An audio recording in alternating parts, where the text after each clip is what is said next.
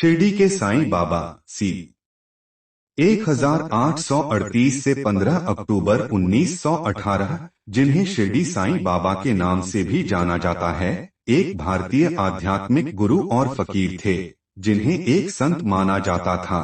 उनके जीवन काल के दौरान और उसके बाद हिंदू और मुस्लिम दोनों भक्त उनका सम्मान करते थे। साईं बाबा के जीवन से प्राप्त वृत्तांतों के अनुसार उन्होंने स्वयं की प्राप्ति पर बहुत जोर दिया, साथ ही नाशवान चीजों के प्रति प्रेम की अवधारणा की आलोचना की। उनकी शिक्षाएं एक नैतिक संहिता के इर्द गिर्द केंद्रित थीं, जो प्रेम, क्षमा, दान, दूसरों की मदद, संतोष, आंतरिक शांति और भगवान और गुरु के प्रति समर्पण के गुणों का समर्थन करती थी। ये शिक्षाएं आध्यात्मिक संतुष्टि का जीवन जीने का प्रयास करने वालों के लिए मूल्यवान मार्गदर्शन प्रदान करती हैं। साईं बाबा ने धर्म या जाति के आधार पर भेदभाव की निंदा की। उनके हिंदू और मुस्लिम दोनों अनुयायी थे, लेकिन जब उन पर अपनी धार्मिक संबद्धता के बारे में दबाव डाला गया, तो उन्होंने खुद को एक के साथ पहचानने से इनकार कर दिया और दूसरे को छोड़ दिया। उनकी शिक्षाओं में हिंदू धर्म और इस्लाम के तत्वों का मिश्रण था। उन्होंने जिस मस्जिद में रहते थे, उसे हिंदू नाम द्वारका माई दिया। हिंदू और मुस्लिम दोनों रीति रिवाजों का अभ्यास किया और उन शब्दों और आंकड़ों का उपयोग करना सिखाया जो दोनों परंपराओं से लिए गए थे। उनकी मृत्यु के तुरंत बाद लिखी गई जीवनी श्री साईं सच्चरित्र के अनुसार उनके हिंदू भक्त उन्हें हिंदू देवता दत्तात्रेय का अवतार मानते थे। श्री साईं सच्चरित्र में लिखित तथ्य। शिरडी साईं बाबा के बारे में अधिकांश जानकारी हेमाड़ पंत नामक एक भक्त, जिन्हें अन्ना साहेब दाभोलकर बटा गोविंद रघुनाथ के नाम से भी जाना जाता है, द्वारा 1929 में मराठी में लिखी गई श्री साईं सच्चरित्र नामक पुस्तक से ली गई है। साईं बाबा का जन्म कब और कहाँ हुआ था एवं उनके माता पिता कौन थे, ये बातें अज्ञात है। किसी दस्तावेज से इसका प्रामाणिक पता नहीं चलता है। स्वयं शिरडी साईं ने इसके बारे में कुछ नहीं बताया है। साईं भक्तों के दृष्टि से प्रमाण ग्रंथ श्री साईं सच्चरित्र में श्री साईं बाबा के जन्मस्थान का कोई जिक्र नहीं है। श्री साईं के समकालीन सरकारी दस्तावेजों में श्री साईं बाबा का वर्णन अवलिया के रूप में किया गया है। उस समय खुफिया एजेंसी और अधिकारियों द्वारा लिखी रिपोर्ट एवं आदेशों में स्पष्ट किया था कि श्री साईं बाबा का मूल अज्ञात है। अतः बाबा के जन्म के बारे में कहीं भी कोई विश्वसनीय जानकारी नहीं मिल सकती है। ये अधिकृत जानकारी जन्म बाबांचा कोन्या देशी अथवा कोन्या पवित्र वंशी, कोन्या माता पितरांच्या कुशी, हे कोणासी ठावेना, इस मराठी मूल श्री साईं सच्चरित्र के अध्याय 4 ओवी 113 में बताई गई है। पूरे इतिहास में किए गए कई दावों के बावजूद शिरडी साईं बाबा का जन्मस्थान और जन्मतिथि अज्ञात है। मूल श्री साईं सच्चरित्र के 4थे अध्याय के ओवी संख्या 113 के अनुसार कोई भी साईं बाबा के माता पिता, जन्म या जन्म स्थान को नहीं जानता था। इन वस्तुओं के संबंध में बाबा से कई बार पूछताछ और प्रश्न करने के बावजूद अभी तक कोई संतोषजनक उत्तर या जानकारी नहीं मिल पाई है। जब उनसे उनके माता पिता और मूल के बारे में पूछा गया तो बाबा ने यह कहते हुए निश्चित उत्तर देने में अनिच्छा व्यक्त की कि जानकारी महत्वहीन है। कथित तौर पर बाबा भारत के महाराष्ट्र के अहमदनगर जिले के शिरडी गांव में पहुंचे, जब वह लगभग 16 वर्ष के थे।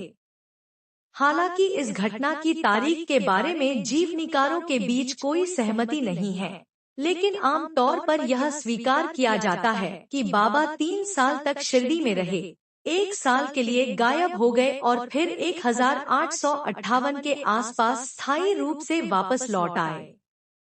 यह 1838 के संभावित जन्म वर्ष का सुझाव देता है। उन्होंने एक तपस्वी जीवन व्यतीत किया, एक नीम के पेड़ के नीचे निश्चल बैठे और एक आसन पर बैठकर ध्यान करते रहे।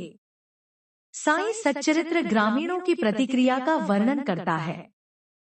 गांव के लोग इतने युवा बालक को गर्मी या सर्दी की परवाह न करते हुए कठिन तपस्या करते देखकर आश्चर्यचकित रह गए।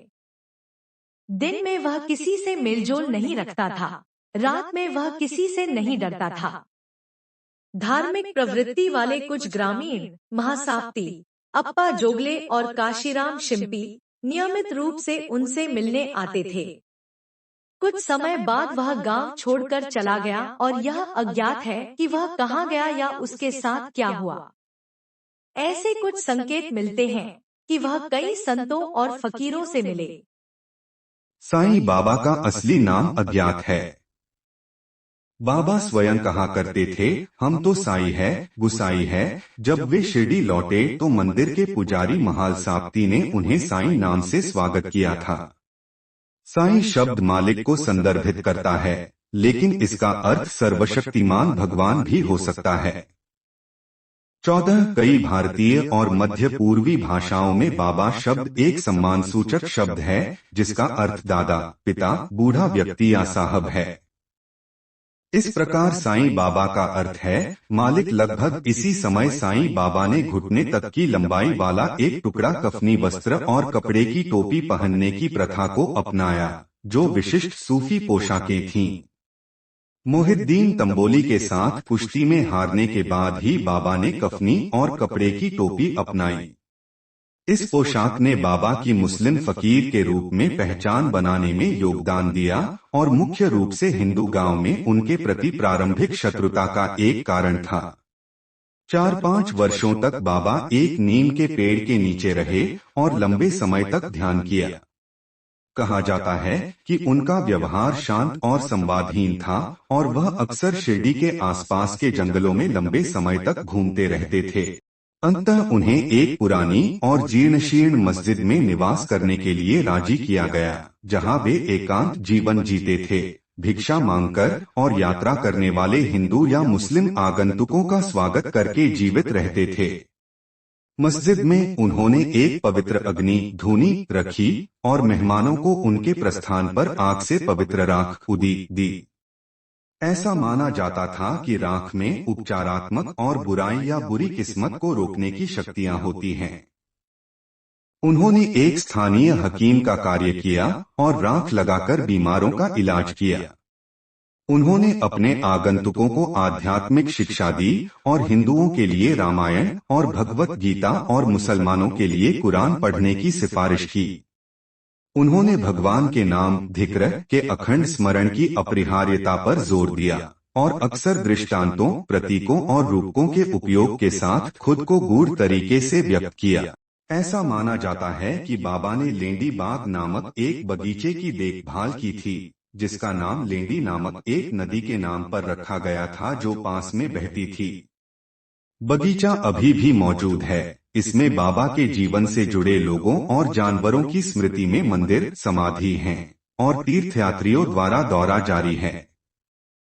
शिरडी साईं बाबा के कुछ शिष्य प्रसिद्ध आध्यात्मिक व्यक्ति और संत बन गए, विशेष रूप से शिरडी में खंडोबा मंदिर के पुजारी महासाप्ती और उपासनी बाबा महाराज, जो स्वयं मेहर बाबा के शिक्षक बन गए। बिड़कर महाराज, गगनगिरी महाराज, जानकीदास महाराज और सती गोदावरी माताजी जैसे अन्य संतों द्वारा भी उनका सम्मान किया जाता था। साईं बाबा ने कई संतों को मेरे भाई कहा।